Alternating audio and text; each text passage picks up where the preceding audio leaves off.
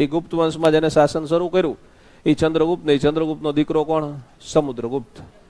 અને સમુદ્રગુપ્ત છે એ એની જિંદગીમાં લગભગ બધા યુદ્ધ જીત્યો હતો. નેપોલિયને એની જિંદગીમાં છેલ્લા 2 યુદ્ધને બાદ કરતા બધા યુદ્ધ જીત્યો હતો. એટલે તુલના આવી રીતે થાય છે. સમુદ્રગુપ્તને ભારતનો નેપોલિયન કહે છે, પણ તુલના ખોટી થાય છે. ખરેખર એવું કહેવું જોઈએ કે નેપોલિયન છે એ ફ્રાન્સનો સમુદ્રગુપ્ત છે. કારણ કે સમુદ્રગુપ્ત થઈ ગયો ને એ લગભગ કેટલા વર્ષોથી અગાઉ 300 થી 400 ની વચ્ચે થઈ ગયો. ઈસવીસન 300 થી 400 એટલે 2025 ચાલે છે ને, એટલે ઓછામાં ઓછા 1600-1700 વર્ષ થયા. આ થયો 200 વર્ષ થયા. અને ઓલો 1600-1700 વર્ષ પહેલા થઈ ગયો. એટલે કે નેપોલિયનના બાપાના બાપાના દાદાના દાદાના પરદાદાના પરદાદાના પરદાદાના પરદાદાના પરદાદાના પરદાદા એ નહોતા ને તે દી સમુદ્રગુપ્ત હતો.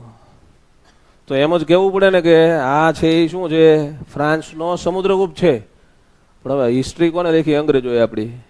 એટલે એમ કહે છે કે સમુદ્રગુપ્ત છે એ ભારતનો નેપોલિયન છે. કારણ કે ભણ્યા પછી હતા તો ખરા જ પહેલેથી, પણ એ લોકો પછી ભણ્યા ને પછી એના વિશે લખ્યું એટલે એ લખ્યા છે આ એંગલથી. બાકી એંગલ બદલ્યો તો તમને ખબર પડે કે વાસ્તવિક ચિત્ર આવું કંઈક છે એમ.